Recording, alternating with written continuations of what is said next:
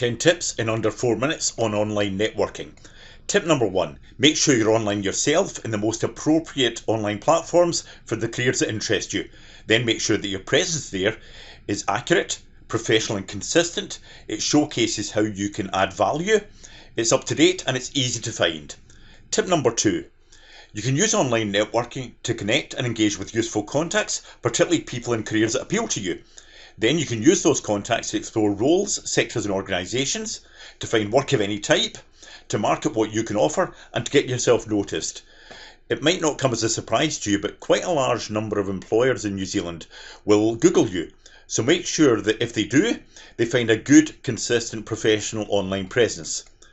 Tip number 3, when you're requesting a connection online, then particularly if it's somebody you don't know, don't just use a standard invitation to connect. Instead, tailor it to each individual. Look for anything you have in common.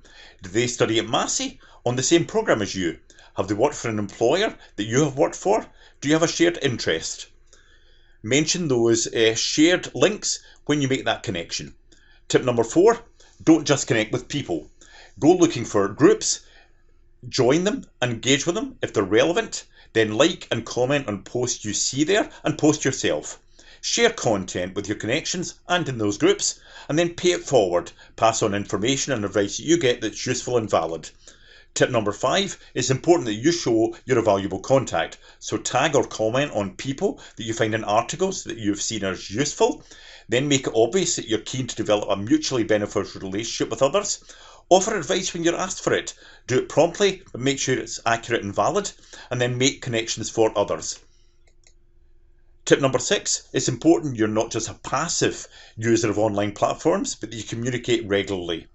That can simply be a thank you email or a LinkedIn message to people who've helped you, or you can offer congratulations to contacts when you hear about achievements they've made or when they've made a career move.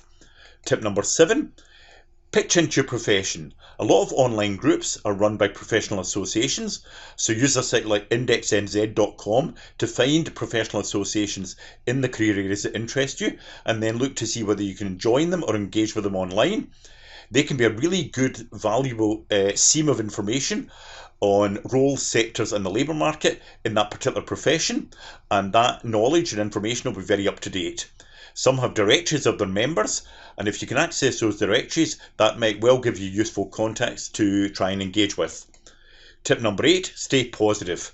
In any online communications that you have, make sure you stay upbeat, engaged, you appear interested and interesting, and you're informative. It's important you don't knock other people, and it's important you also act with resilience. So for every 10 people that you try to connect with, only a number will be willing or able to help you, but that might simply be that they're busy people or they don't feel able to help you at this stage of your career thinking. Tip number 9, go for a range of connections. It's important you don't just obsess over seniority. So do you really need to know the CEO? Build relationships with your peers, but also with people who are at different stages in their career journey.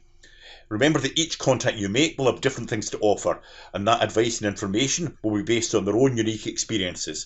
And then finally, tip number 10, don't just stop here. Networking is often scary for people, but it can be less daunting if it's done online.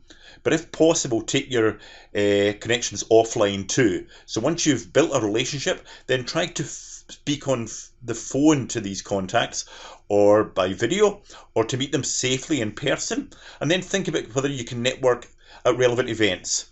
Take a look at our other 10 tips videos